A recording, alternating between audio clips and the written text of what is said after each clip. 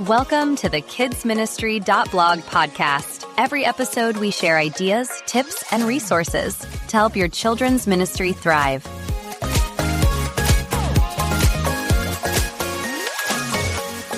Today, we're looking at something kind of funny, but also really insightful. It's from an article called, I Have No Idea What I'm Doing, but These Kids Keep Coming Back. Right. Published July 6th, 2025 on the Kids Ministry blog. Mm-hmm. Okay, so let's unpack this a bit. The author, who stays anonymous, basically falls into teaching Sunday school. Yeah, like maybe 3 months before writing this. Exactly. And she thought, how hard can it be? Read a story, color a picture, easy gig. Right? Famous last words. Totally. She steps into this world that's just way more chaotic than she bargained for. Oh, yeah. We're talking real life stuff. Like a kid eating glue during a lesson about, I think it was the feeding of the 5,000. Yep. And setting off smoke alarms with paper flames meant to show Moses and the burning bush. Which probably made the story very real for them in an unexpected way. Huh. Probably. And planned lessons just completely derailing into long discussions about, poop. Kids. But the amazing thing is, she says real learning, like actual connection was happening anyway.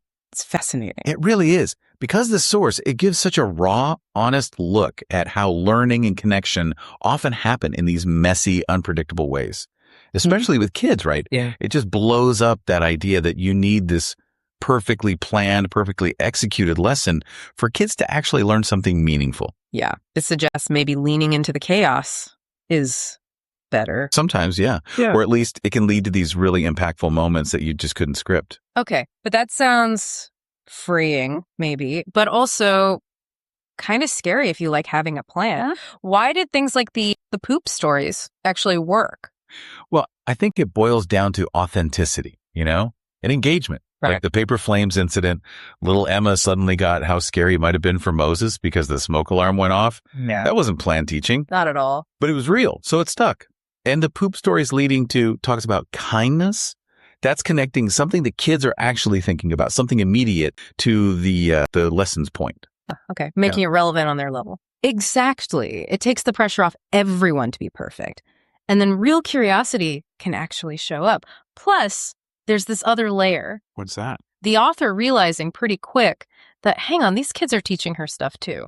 It wasn't just one way. Huh. The teacher becoming the student. I like that. And it wasn't just the big chaotic moments, was it? She learned some really practical things. Oh, definitely. Down-to-earth wisdom. Like snacks everywhere immediately. That was crucial, apparently, to stop the tiny human riots, as she put it. Essential survival tactic. And needing to move around a lot, even if it meant like walking the whole church to act out Paul's journeys. Getting them moving. And my favorite, how ugly crafts, the ones that look like they survived an earthquake, actually led to better talks than the perfect-looking ones. Yeah. Why do those simple, almost messy things work so well? Because they put the people, the kids, ahead of the plans. Snacks everywhere. That's just basic needs. You can't engage if you're hungry and grumpy, right? Agreed. The moving around that's acknowledging kids learn with their whole bodies. It's active. Not just sitting still. Right. And the ugly crafts, that takes away the fear of getting it wrong, the pressure to make something perfect. Yeah. Okay. So instead of focusing on following instructions perfectly, they can just explore the idea, talk about it, mess around with the materials. And that often leads to a much deeper connection with what you're actually trying to teach. And the teacher admitting she doesn't always know what she's doing probably helps too. Totally. That vulnerability builds trust. It makes it okay for everyone to just be real and learn together. I can definitely relate to that feeling being out of your depth, but that's when you learn the most. It wasn't just the chaos though, right? The questions too. The questions were gold. She mentions these seemingly dumb questions like, did Jesus ever get brain freeze? Or did Jonah have to pee inside the whale? And how those questions were actually more engaging than anything in the curriculum. Because they're not dumb at all. They show the kids trying to make sense of these huge abstract ideas in human terms. Okay. Connecting it to their world. Exactly. Brain freeze. Yeah. That's about Jesus being human, right? Yeah. Jonah needing to pee. That's grappling with the sheer weirdness and reality of that story. Right. Those questions are like little windows into how they're thinking, amazing chances to pivot and really explore things with them. So if we kind of pull it all together, the big takeaways, this article really hammers home that real teaching, deep understanding, it often comes from being flexible, from embracing the stuff you didn't plan. Yeah.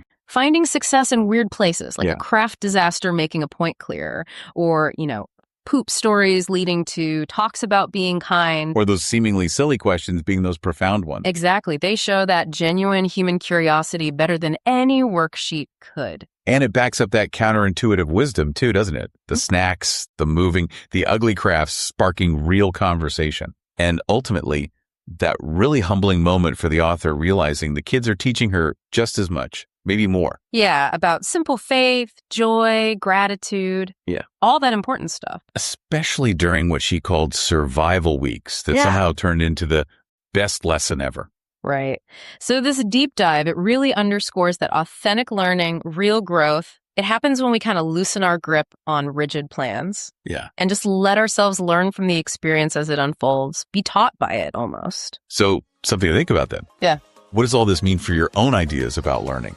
And where might you find some unexpected wisdom just by, rolling with the chaos a bit more? Thanks for listening. To find more ideas, tips, and resources, go to kidsministry.blog. We'll see you next time.